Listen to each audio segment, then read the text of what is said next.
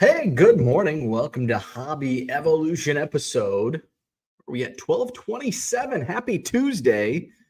It's another rainy day. We have actually I had read yesterday.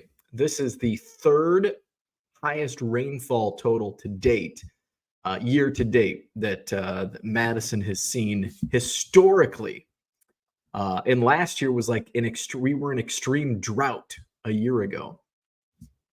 So here we are with more thunder this morning, more rain.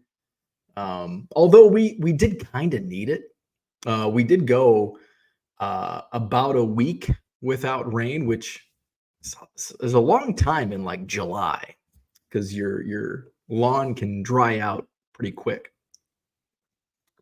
My it does seem like my garden has rebounded a little bit after what's today? Today's Tuesday. Sunday night's rainfall. We got a big storm Sunday night, and it seemed like uh, my tomato plants, especially a couple of them. One tomato plant I don't think is going to produce any fruit, but looks like a couple of them. I did pull some of the small vine tomatoes yesterday, and they're getting ripening off the vine now. So hopefully keep producing. Cucumbers are just kind of, but I'm looking at the calendar. It's only July 23rd. Historically, when I've planted my garden, I was about a week early this year. But usually when I plant a week later, this is about the time when I'm starting to pickle my first cucumbers. And I know this because yesterday, thanks to a text from mom, I realized yesterday was my anniversary. What did we do on on our anniversary? Well, we both worked. Uh, and then I said, "Do you want to go out for sushi?" Now, my wife's been under the weather. She's been kind of sick since we got back. I think she picked. I felt like shit for a few days after we got back. I think we both picked up some type of crud on the flight back. And my wife's still kind of feeling the effects of it. So I asked if she wanted to go to sushi. Had a feeling she didn't. She's like, "No, I bought stuff to make a poke bowl, which I love poke bowls, sushi rice, edamame, avocado, cream cheese. What else is in there? It's good. So that's what we had last night. Uh, but I remember, I can always remember going back to the year 2017, which was the year we were married. July 22nd was the Saturday we got married. It was either the Thursday or Friday, which would have been July 20th or 21st. That was the very first batch of pickles I made in that year. And I think that's kind of been, it's like, okay, I plant typically the same time. They're going to be ready by July 20th is probably when the first cucumbers will start becoming. I'll probably have a few. And I did pick there were probably at least a half dozen that were picked while we were gone, because there were 3 or 4 cucumbers that I could have picked before we left. But it's like, what's the sense in that? Told my mom, told my mother-in-law when they stayed here, hey, pick anything that's going to be ripe because obviously we won't be back for a couple of weeks. So when I got back, I did pick 6. They've been off the vine, which I'm a little concerned. I think I waited too long. I haven't pickled the batch. I'm in that waiting. It's like I don't want to waste a night of pickling on just 6 cucumbers. But my wife does have to go to a conference tonight, so maybe we will make some pickles tonight, and I can do it in the kitchen because she won't be home. So we will see. But hopefully we'll. So I'm like disappointed that there's not more cucumbers coming off. But at the same time, it's only July. Today's July 23rd, and this is usually and I think we've had more cucumbers than normal already. But it just seems like I should have more, and I just need to realize, no, it's just not time yet. So, what else is going on? Also tonight, I might do a live video. So I still have only gone through and I processed box 1 of of what was in the singles club purchase from Sunday night. So I showed off some of the hits that were in that box, and I went through and I sorted. And somebody had mentioned, I think in the chat yesterday, like I'd love to see how you process bulk like this, and I think that's a great idea for a video. And since I have 4 or 5 more boxes to go, I might just grab a box tonight, do a live video. How do I process? It's going to be different for everybody. Remember, every bulk purchase is different. And we also handle selling differently as well. And, I'll process these bulk boxes. Some cards will go into quarter boxes for my card show. Some will go into dollar boxes for my card show. Some will go to my eBay store, and then some will go to my Cubs collection. Some will go to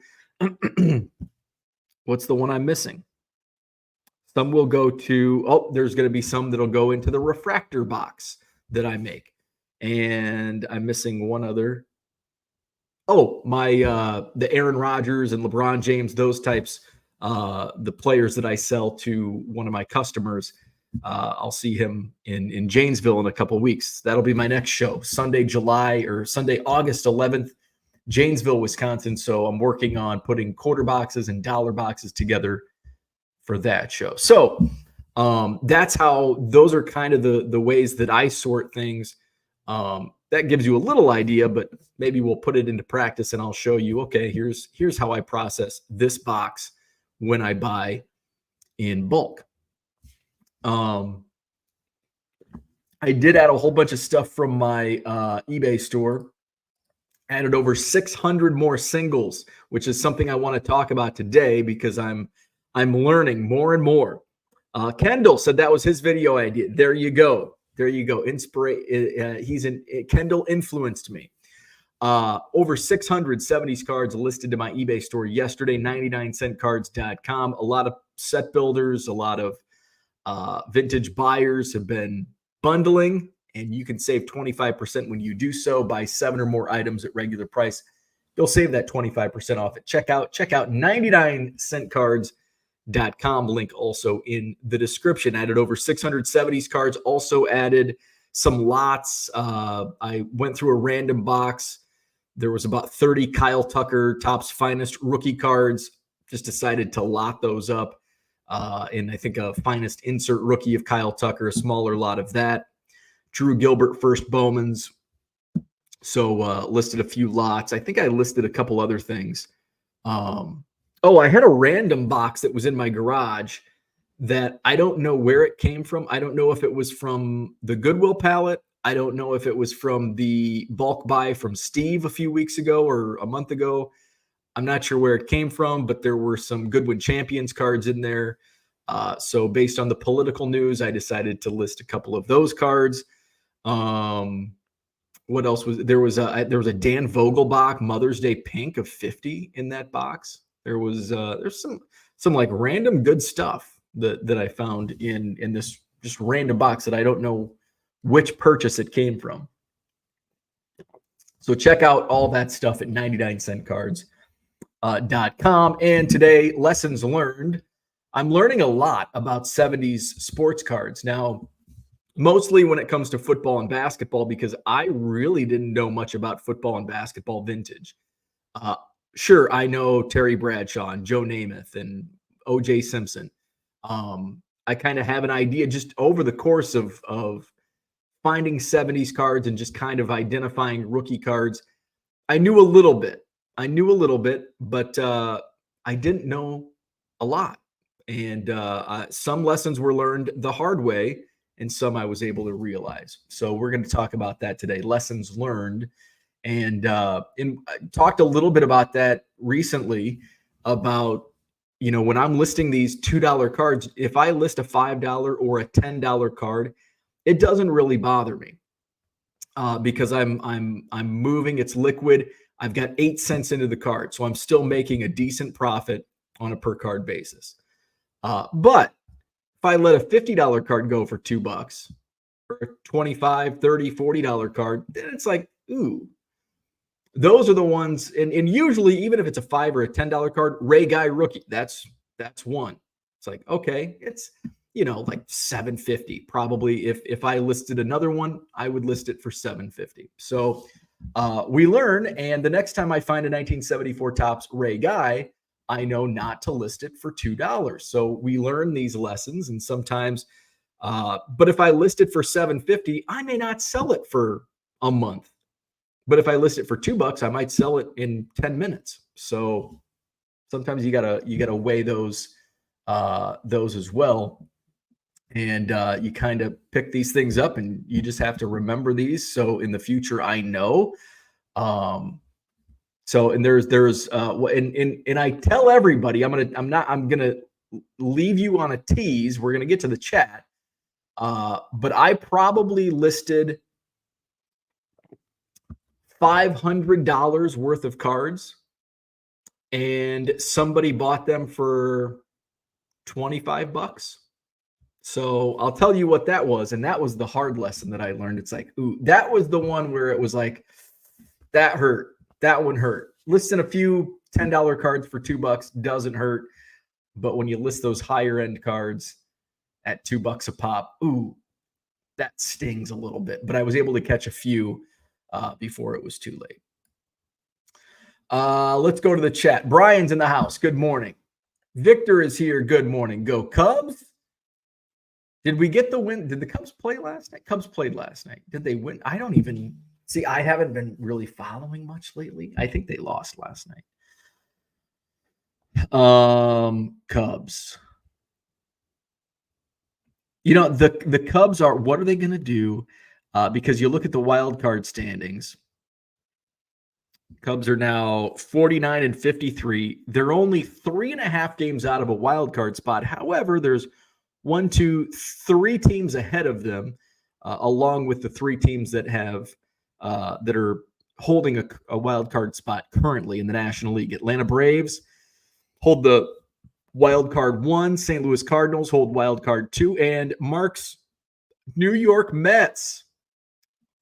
The way Mark talked early in the season, I thought the Mets were going to set the record for most losses in a season, and here they are, 7-3 in their last 10 games, and currently in the mix for a wild card. The Pirates are only a half game out. Who would have thought the Pirates still, after the All-Star break, in the mix for a wild card? The Padres are in there, the Diamondbacks, and then the Cubs, just a half game ahead of the Cincinnati Reds. But you look at it, the Cubs are 3.5 out of the wild card.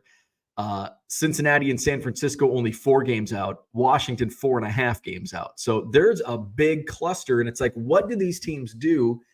I won't go too deep into the weeds on fantasy baseball, but I'm facing the same conundrum where currently I'm tied for 9th place. Only 6 teams make the playoffs, but I started to notice I was going to sell and trade off players for draft picks and just wait till next year. But then I started seeing other teams ahead of me, and we're in a bunch. Like, I'm tied for 9th, but we're like, it's kind of like the National League wild card. And I see some of my competitors selling, and I'm like, if they all sell and I buy, I can make a run and maybe make a deep run to the playoffs. Probably not, but so I picked up Adolis Garcia. I needed some starting pitching. I picked up Seth Lugo and Nathan Eovaldi and one other pitcher. So some solid starters.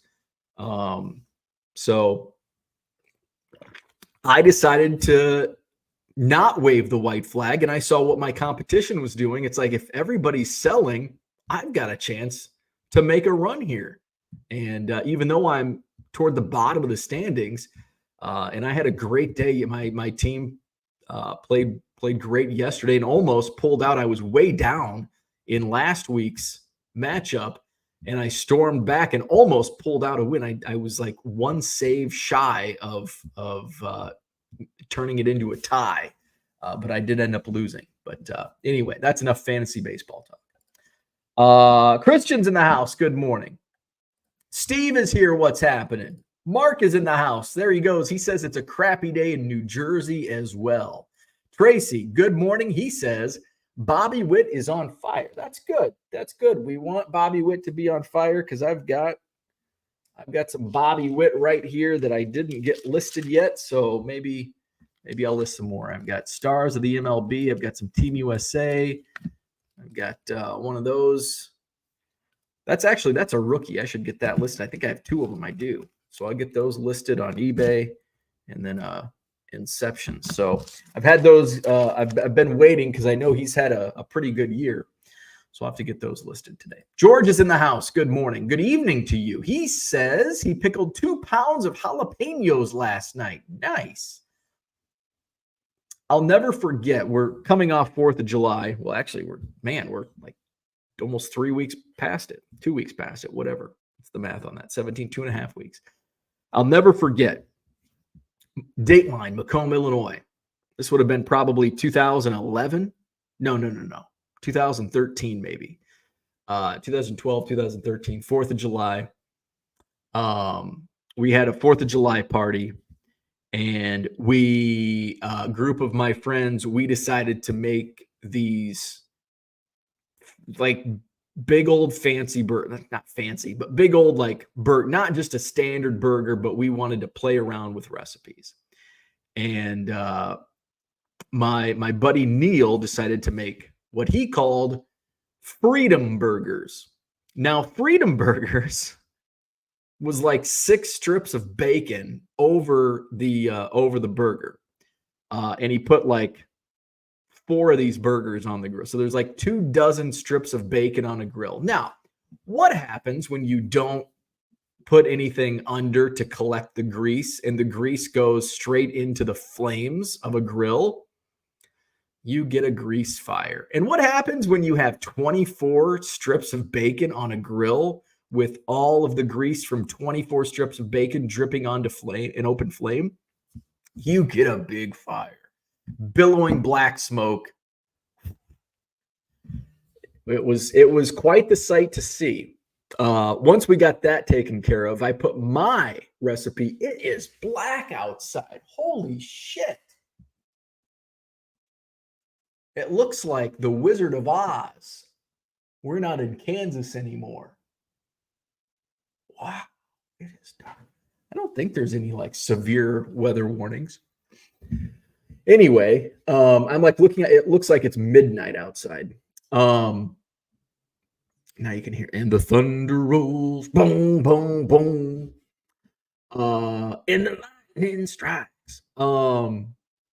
So I made jalapeno burgers, and I like basically half the burger was jalapeno. So it was a little hot, a little spicy. But let me tell you, the next day, we won't go into the details, but the next day, I was walking a little funny. It hurt. I will never eat that many jalapenos ever again. And thankfully, because I think we had the party on July 3rd, and so I think it was July 4th, or maybe it was July 5th. I can't remember, but the next day, I was working at the university at the time, and fortunately, there weren't too many.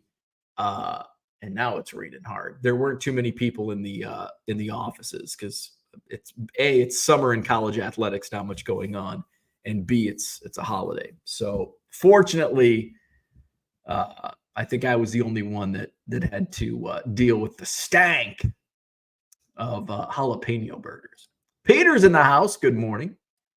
Low Roller Scratchers in the house. I did list some Kamala Harris cards. Those were in the Goodwin Champions that I found last night. Herman here. Good morning. Brian says you got your wife a pickle for the anniversary. All right. Giggity, giggity. Big Harvest here. Good morning from not California. Big Harvest not in California. Do I say you're in California? Or are you just not in California today?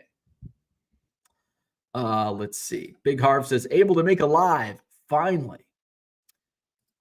Kendall says he was the inspiration behind the processing video. So we'll try that tonight. So I don't know what time, maybe 7 p.m. Central. I feel that's a good time. 7 p.m. Central, we'll do a processing video. I'll go through at least one of the boxes that I picked up Sunday night from the Singles Club, and I'll show you how I process these cards. When I get these bulk buys in, how do I process the bulk? Where does it go? What do I do? What's my strategy? I have so much to go through myself. Need to get ideas before I dive in. Look forward. Very cool. We'll do it. We will do it. Kyle, good morning. Orlando's in the house. What's happening? Red Light 34 is here. What did I miss? I don't think anything. Mark says, as a member of the old Farts Club, I remember buying 1970s packs. Mr. Archer is here. Good morning. Card Hobbyist, good morning. Bradley's here. He says, go Brewers. Boo. Terry, good morning. Mark says, that's how us Mets fans roll, always expecting the other shoe to drop. They still need more bullpen help and maybe another bat. And I don't know what the Cubs are going to do. Jed Hoyer finally announced yesterday that if they don't make a run, they will be building for the future, which means they will sell. I don't think the Cubs will be selling because, A, they really don't have anything to sell. Yes, there are. What they do have to sell would be stupid to sell. I'm talking Shota, Imanaga, Justin Steele. I could potentially see maybe a deal sending Nico Horner elsewhere, but that's about it. Otherwise, I think it's going to be small deals. Maybe Jameson Tyone gets dealt. Could Cody Bellinger? I mean, is anybody going to want Cody Bellinger because he's not performing very well? He's been hurt. I could see some small deals. The Cubs do have kind of a glut of talented tweeners that will be Rule 5 eligible. And what I mean by that is they will either have to be put on the 40-man roster or be exposed to the Rule 5 draft before the deadline of whatever it is in December. So there's some guys that the Cubs will protect. But then there's some guys that they're probably going to want to trade before they have to make that decision, which is what happened last year with DJ Hers, who went to Washington along with Kevin Made. So I could see some of those types of smaller deals take place. We shall see. John says it's fantasy baseball. You may be taking it. There's money on the line. So when there's money on the line, I take it seriously. Dustin's in the house. Good morning. Tracy says, I'll be watching for the wits to be listed. All right. Mikey's in the house. Good morning. Did you see the new eBay search results? I have not. I've been on eBay, but I'm not sure what that's in regard to. Scott's here. Good morning. Value Box Digger wants to know what lessons did Bo learn? I learned some harsh lessons. John says the black, the meat, the move, the black, the meat, the more savory the taste. It's an orgasm for your taste buds. Card Hobbyist says, I just saw one of those turn into your parents' Progressive Insurance commercials about fascination with weather. Oh, yeah. Oh, yeah. I think it's a couple of years ago is when I just finally full-fledged I've turned into an old man. Jody, what's going on? Good morning. Value Box Digger says the amount of card shops calling it the Nationals is ridiculous. Shows they are COVID jump in for money. It has been national with no S for 40 years. I think what we're going to see is I also see a lot of the younger generation calling it the Nationals as well. I probably heard the Nationals said at the Madison Card Show Saturday equally as the National. And I thought about when I heard it a couple times, I'm like, you know what? We are going to move away from the National, and it's going to be known as the Nationals in the future. That's my prediction. I think so many people are now calling it the Nationals that I think that's probably what it's going to become known as. Mikey says, eBay app doesn't pull up what you search for. It just comes up with card suggestions, categories with types of cards that you have to click on to find what you're looking for. All right, I'm going to go check this out. So search. We're going to look up 1974 Topps. Mine is regular. Mine has not, maybe mine just hasn't updated, but my search comes up exactly what I'm searching for. And then there's a few, because those are variation listings. So yeah, mine looks normal on the app. Maybe it just hasn't maybe there just hasn't been an update. I don't know. That's a good comment. Value Box Digger says eBay is very messed up since Thursday. It has costed sellers money for sure. That isn't. I've actually had better than expected sales since Thursday. I'm looking at my numbers now. Thursday, Friday, Saturday were all higher than normal. Sunday was lower than normal. Yesterday was slightly higher than normal, and I made a big sale this morning, so I'm already higher than normal today. Zach and Porter here. Has anyone seen LRS? Feels like a few weeks since he's been around. I hope he's okay with the tech challenges with CrowdStrike. Low Roller Scratcher could have, yeah. I thought he mentioned investing heavily in their coin. Ooh, that could be. Low Roller Scratcher could have been taken down by CrowdStrike. Corey Garcia is here. Good morning. Philly Joe's in the house. Good morning. Cooter says you need to put a rain gauge outside your window. You can give us reports. That's a good idea. Frank had a rain gauge. I wonder how Frank's doing. I should get a rain gauge. I think I have a Chicago Cubs rain gauge. I think my parents were trying to turn me into them several years ago. They would buy me anything with Cubs on it. I think this was like long ago when I didn't care about the weather. Maybe they wanted me to care more about the weather back then. But at one time, I'm pretty sure I had a Cubs rain gauge, but it may have got run over by a lawnmower. It may have been lost in a move, because I'm thinking back, and it was well over 10 years ago, because I was living in Macomb when I had the Cubs rain gauge. But maybe I'll have to buy a rain gauge.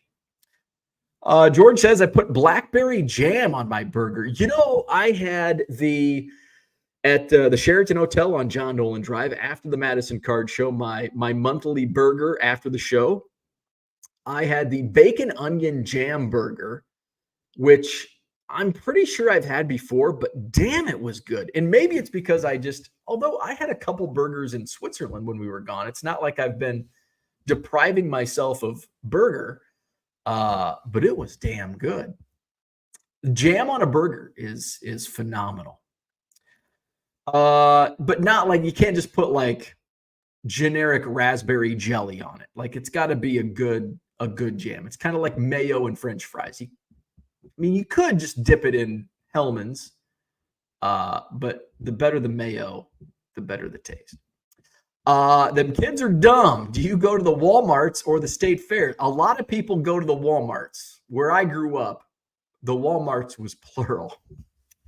And the Jewels, if you're from Chicago, you know the Jewels. It is not Jewel in Chicago. It's the Jewels. And in rural Illinois, it's the Walmarts. So yes. John says people young and old call it the Nationals. Who the fuck cares? John and S makes it more than singular, but to each their own. Education is different across the country. Max says, good morning. Who would you like the Cubs to get before the trade deadline? Nobody. Ideally, I would like the Cubs to trade a couple prospects away and get somebody, not a rental, but somebody that has at least, it would be a year and a half of their contract left. Like Vladimir Guerrero Jr. Now, do I want the Cubs to get Vlad? No. But somebody with that type of contract, a year and a half where they're under control, obviously, this year and all of next year. I don't know who's out there that's available, but I would like to trade some of the prospect. The Cubs have like 7 top 100 prospects in baseball, and look historically at top 100 prospect lists and how many of those guys amount to anything or even make it to the big leagues. So, strike while the iron is hot. Many of these guys are going to be exposed in a year and their trade value is not going to be worth anything. So ideally, that's, other than that, I don't want the Cubs to do anything. I don't want them to set, if they can get anything for a couple of the guys, but, they're not going to get much for what they have. So ideally, trade some prospects away. I wouldn't mind trading Nico Hoerner. I mean, I love Nico Hoerner, but if they can get something decent in return, packaged up with some prospects, I would like that. John says, it's not that big of a deal to me. I know a longtime vintage collector friend of mine who does it on his YouTube channel. Orlando says, with Fanatics, it's going to be the Nationals. Second National will be in Orlando, Florida in November. And you got Fanatics Fest coming up just a couple weeks after the National. Zach says, crazy, the unstable society we live in. The CrowdStrike bug was caused by a ton of fingernail dirt getting under one of the keys when an engineer hit the space bar. Good lesson. Clean the fingers.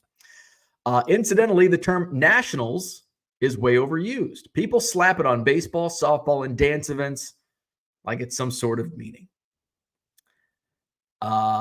Zach says, I have a coworker from the state of PA. He makes everything plural, and I love it. Red Light 34 says, sounds nasty. Let's see. Brian says, LRS, stop repeating yourself. No one wants to see the first time you make a comment. Sure don't want to see second, third, etc. John says he's got a few Bill Bradley cards listed. What's the problem? Let's see. Where are we at? Zach says, John, I'm with you. Report it. Bo can't be doing that. He will get kicked off eBay and I should be held accountable. That is Mercari behavior at best. John says, I get more twisted over people saying I seen. Oh, same here. Same here. I used to get annoyed by the Nationals, but I hear it so frequently now that it doesn't bother me. But when people say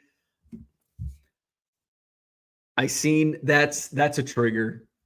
I'm also working through that. Value Box Digger says, LRS, make sure to scream louder for the people in back. Bradley says the National is a card show. The Nationals is an MLB team with a Walgreens logo.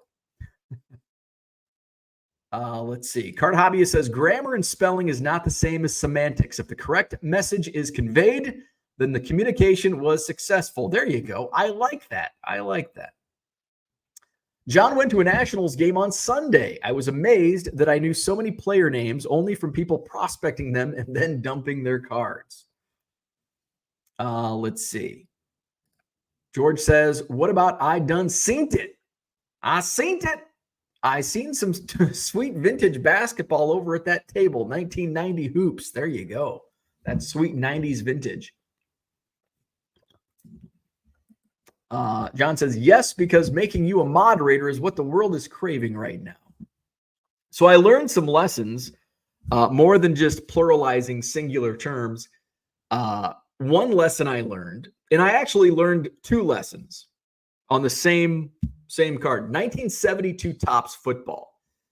When I was at the estate sale, there were some 1972 Topps football that it's like, I don't recognize these cards. There's a Bob Greasy, there's a Paul Warfield. These will probably sell. They were high numbers. They were the all-pro high numbers. So I just assumed all of the 1972 Topps high numbers were all pro. Little did I know, there's a whole bunch of high numbers, not just the all pros. I had somebody that I actually know that bought them. And when we were talking on Saturday at the Madison Card Show, he bought like 20 of them for $2 a piece, 1972 Topps football. They were all high numbers. And he's like, you got any more? And then I kind of told him the story, and he's like, oh, the all pros. And I'm like, does that mean there's high numbers that were not all pros? And sure enough, and I had a few left. I have 4, and I'm looking.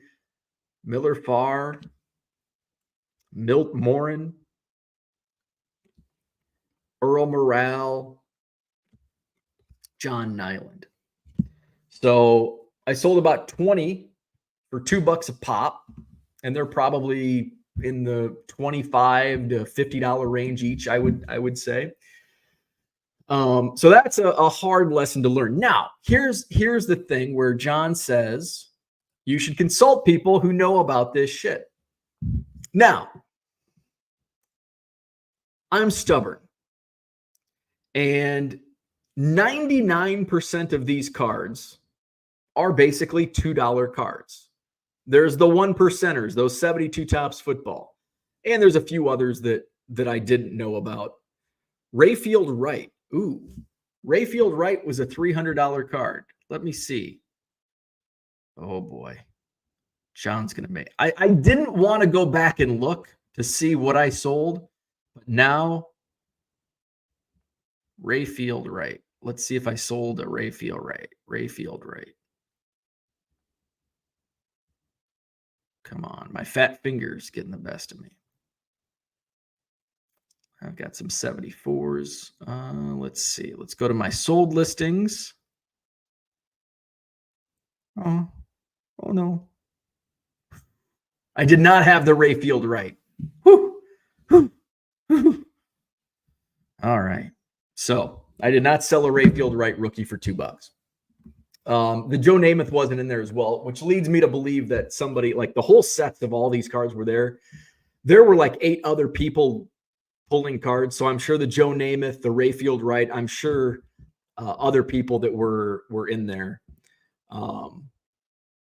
were picking those out. So the thing is with some of these, I'm going to learn these lessons on my own. And sometimes you have to take a loss. But I didn't take the thing is I didn't take a loss. Now, do I want to sell $50 cards for $2? Absolutely not. But on the other hand, do I want to spend? John, remember, time is money. John taught me that. Do I want to spend hours and hours and hours looking up every single card? Now, I think we can meet in the middle. And I think Paul mentioned this. Go through and look at the values of the years. 1972 Topps. Okay. Oh, here we go. So I just need to educate myself a little bit more. Now, another one that was surprising.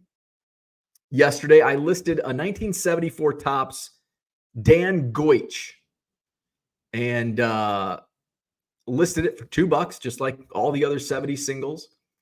And I took an offer right away for $1, which maybe we'll do a separate show on that tomorrow about low ball offers. Because yes, I get low ball offers constantly.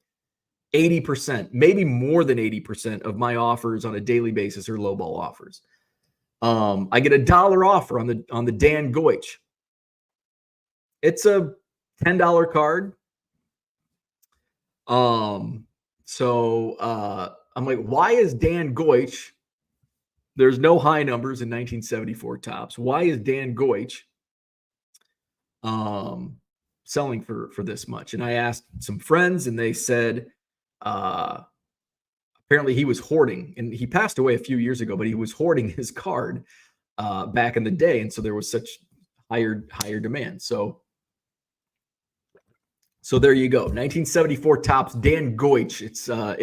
It's the Band-Aid card. He's got a Band-Aid on his forehead. So these are some of the things that, while it's a hard lesson to sell 20 high numbers for $2 a piece, that now I know, because when you lose out on that potential windfall, you're not going to forget.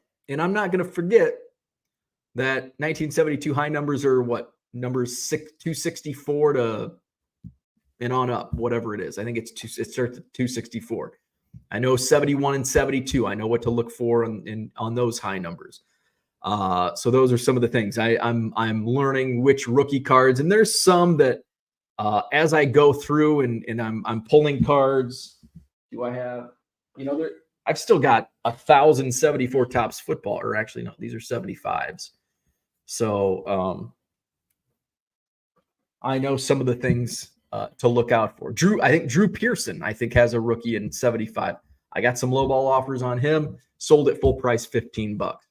Had I not known, I would have listed that for $2. So sometimes learning these lessons will provide more fruitful in the future. And I think, all of those high numbers probably ended up being 25. Actually, no, there was probably 35 high numbers of 72 Topps football that I ended up with in the bulk on Sunday.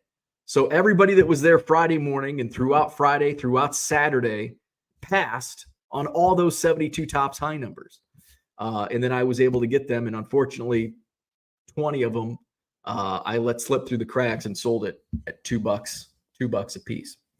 So, but I've got four left. Unfortunately, the Rayfield Wright was not there. I don't have it. I don't think I have. I don't think I have any more 72s. I think I listed. You know what? Actually, I've got some stacks that I didn't list. Do I have any 72s here? Wouldn't that be the shits if I just have a random Rayfield Wright rookie high number sitting in one of these stacks? Here's some 74s. 73 baseball. Oh, there's 73 football, 71 football. But I would imagine I would have listed some 70 football. I would have listed because it wouldn't have been I think the only reason I was setting these in a separate pile was either they were damaged or they were duplicates. Oh, what do we have here? Hey, look, where's Mark Marinello? Look what I found. Mark Marinello's guy, Felix. All right, 74 baseball. Here's some 72 basketball, 71 basketball. Oh, there's a random Gary Carter rookie card. Let's see. More 71. Some Hank Aaron's. Basketball. Looks like these are all basketball. Might have to go through these, and I might have missed some bunch of 71 basketball. Some Hostess and Twinkies. All right, so it does not look like there were any 72s left. So I'm sure somebody pulled that Rayfield Wright. They knew what they were looking for, unlike this dumbass you're looking at. Where are we at in the chat? Where are we at?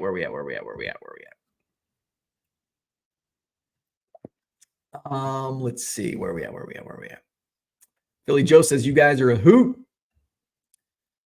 John says, please don't tell me you passed on 1972 football highs. Oh yeah, not only did I pass on them, everybody else passed on them. But I was able to get them on Sunday and then sold 20 of them for $2 a piece. George bought an aquarium today. Going to have a fish fry when my fish get too big for it. There you go. Yeah, I've sold a bunch of the 72 highs, not a bunch, a dozen or so. The all pros were selling for between 25 and 60, I think. The Bob Greasy sold for 60. I think the Paul Warfield sold for 50. Let's see. John needs them for his set. You bet. Where's the book on 70s cards? Orlando says, congrats. I need the Dolphins high numbers. I had a bunch. Not a bunch, but I sold the Warfield. I sold the Greasy. The only ones I have left are these four. Nyland, Morale, Morin, Farr. There may be a couple still in my store. There might be like one left in my store. Value Box Digger says, stick to your lane. Not gonna do it. It only hurts a little because I paid 8 cents for them. So could I have had a lot more money? Yes, but I didn't lose money. So, and I've done well. I mean, I bought a Walter Payton rookie for $1 and a Dr. J rookie for $1. Hopefully I get those, and I should be getting those back from PSA in the next couple weeks. So, I mean, should I beat myself up over it? No. Should I beat myself a little bit? Yes, but not a lot.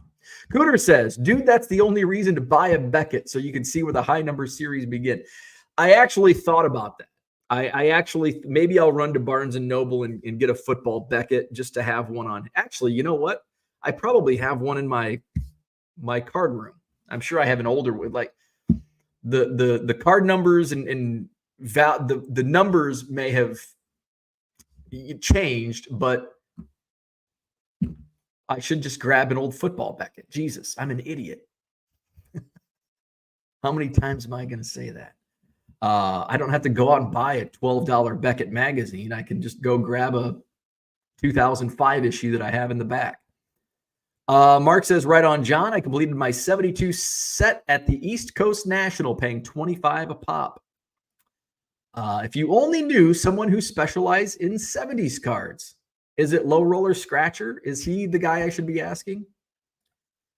While you are looking up that, right, Fix the Bradley. One reason I subscribe to Beckett OPG is that I can easily find the higher cards in a set. Value Box Digger says, and if you don't want to sub to Beckett, just do a simple TCDB search of the set. It will tell you where the SP starts in the set. Mark says, shit, I had to plunk down $190 for the Rayfield Wright. Thank God I didn't have the Rayfield Wright and sold it for $2. Would it be a good idea for vintage for you have an idea where the high numbers start for the 70 sets? I do, and I do know for baseball, but football, because is 72 the only high series in football? 72. Baseball, I know, but football and basketball, I don't know. I know enough to get around, but I'm gonna make some mistakes. Obviously, John got his Rayfield Wright for free. Cooter says, those of us who have been constant set builders have an advantage because we've had to pay up over the years for all the high numbers.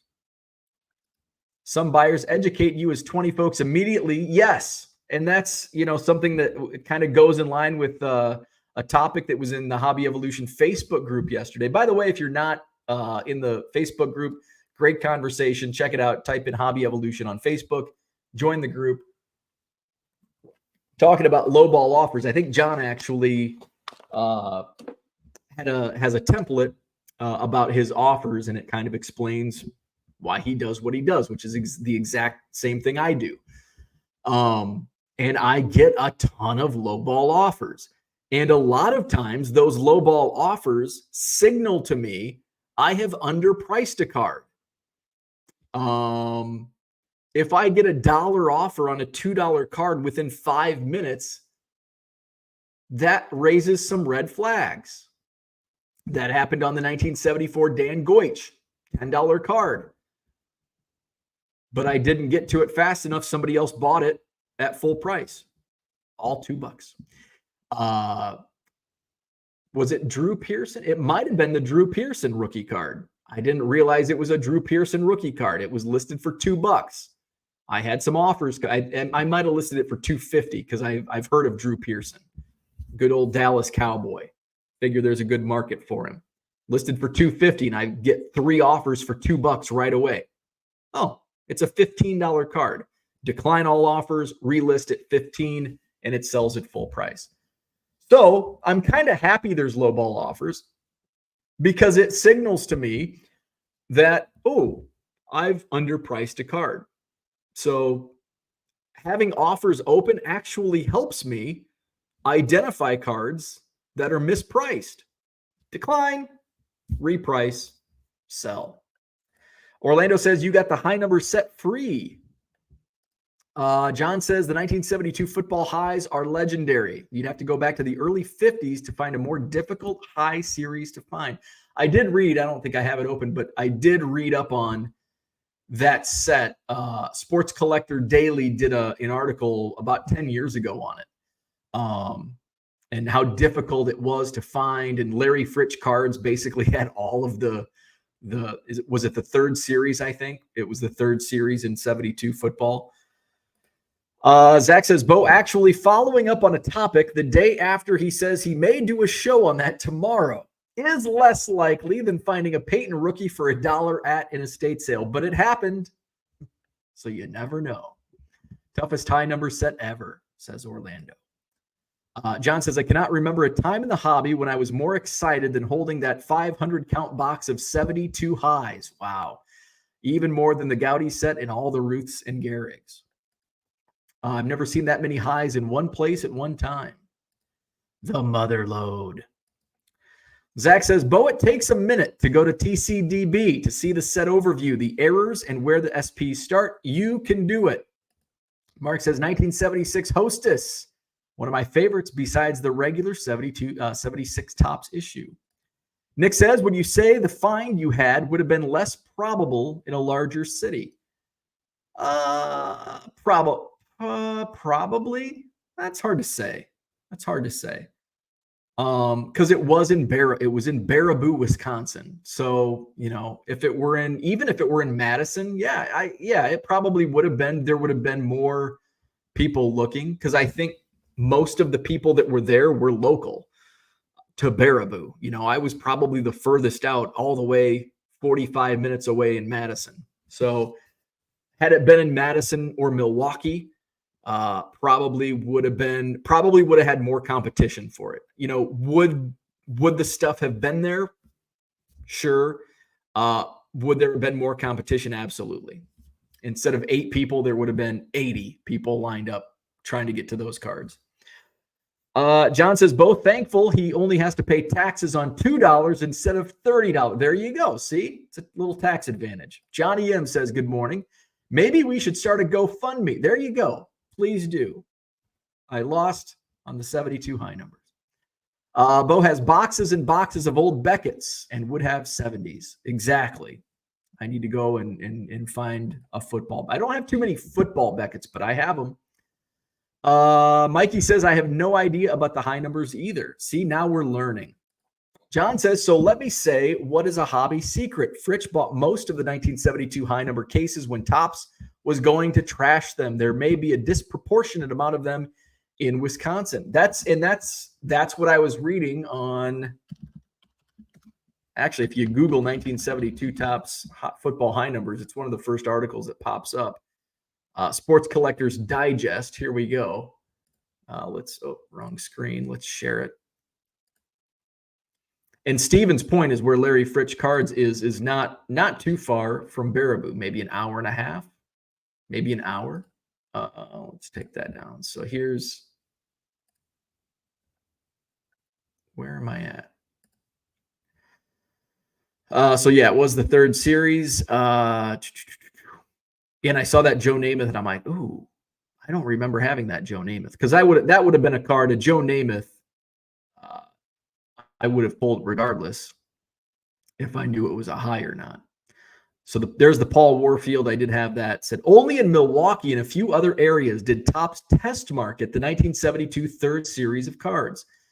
Unable to sell much of his Series 3 cases, a Wisconsin-based Topps sales rep called up Larry Fritsch of Stevens Point to see if the longtime collector-turned-dealer had any interest in them. As he said in an interview from the mid-2000s, Fritsch bought something like 50 wax cases in the deal, roughly $5 per case for only the freight cost to acquire the load of 72 Topps football high numbers. Each case contained 15 boxes. So do the math. That's a lot. Without a doubt, many, if not most, of the 72 football third series that circulate in the hobby today, certainly the top condition samples, likely came from Larry Fritsch cards in that transaction. The 72 high series I have are in pretty nice. I actually might submit these because I think one of them has a corner ding, but I don't know. I'll have to look up the numbers on the graded ones. Over a few decades, Fritsch sold several of the packs and opened many to have singles, full sets, and complete runs of the high series to sell, according to his son Jeff, who's owned the business and heads up the day-to-day operations. Not too many of those packs are left with Fritsch cards from the deal, said Jeff Fritsch, who added they may have a PSA 9 pack priced at $300 to $350 and some PSA 10s for around twice that amount, which I'm sure those prices have gone up dramatically because this article was written in 2013. Depending on how lucky one is, if they buy a Series 3 pack originally 10 cents at retail and open it, they may just find one of the highest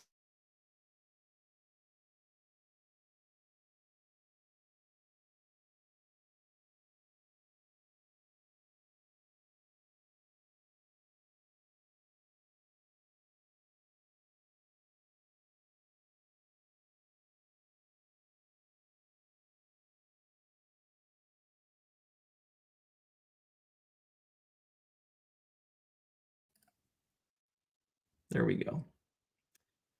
Let's see. Where we at?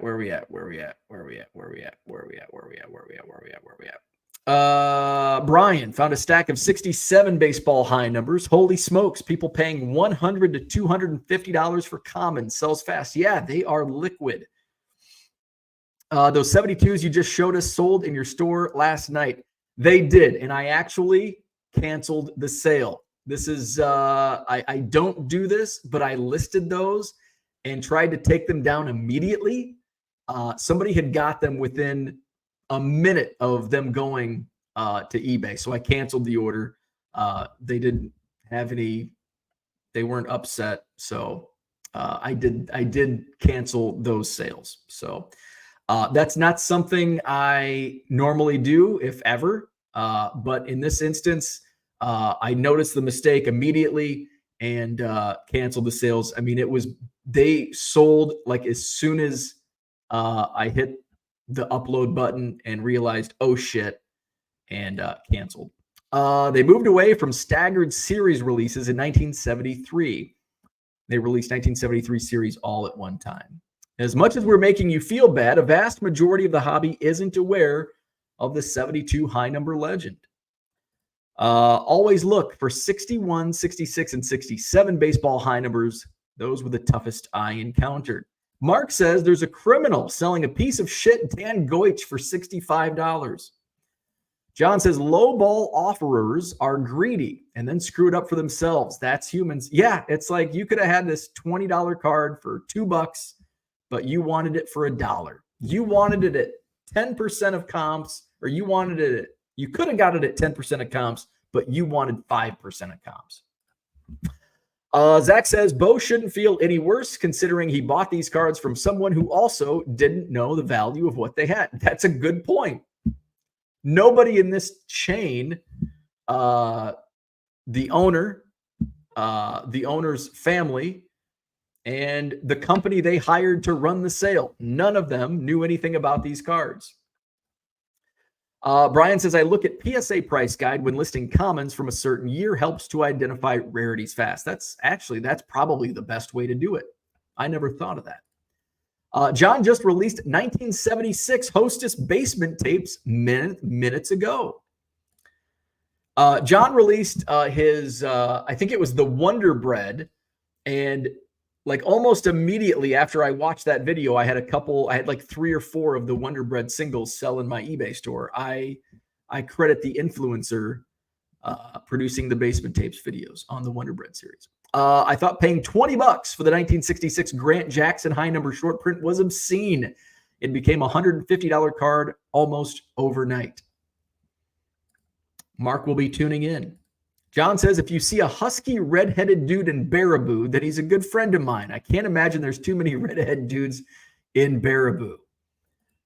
John says the whole 1972 set is legendary. Staubach rookie, Manning, Spurrier.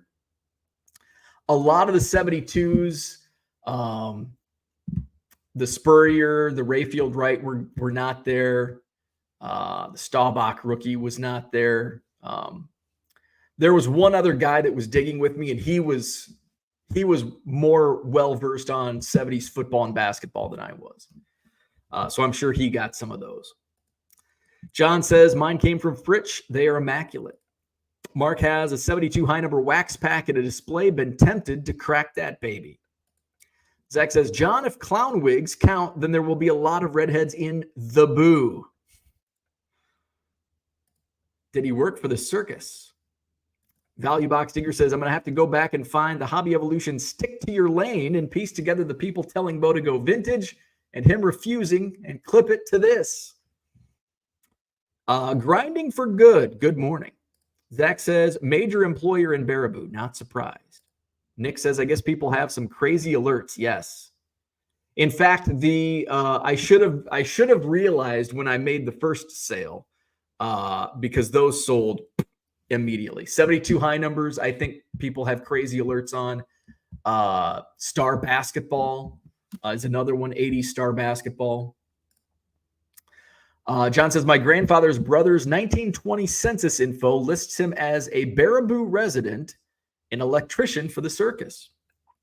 P.T. Barnum knew how to sell yogurt for steak prices. Yes.